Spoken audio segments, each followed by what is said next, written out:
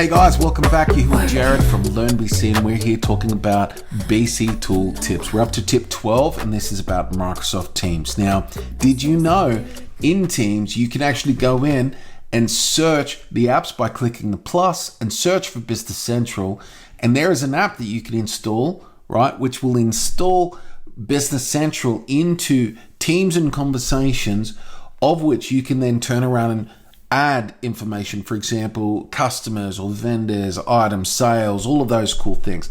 That's the first thing. The second thing is when you're in Business Central, if I go into a sales invoice and I want to share this view, so this is a list of invoices, I can use share to Teams. That's your first thing.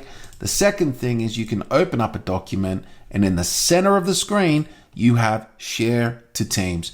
So if I click on share to Teams and click who I'm sending it to, I can add my personal note and hit share, and off it goes. And just like that, I've shared a record that is of focus and of point in conversation in Teams with one of our team members for them to come back to me on.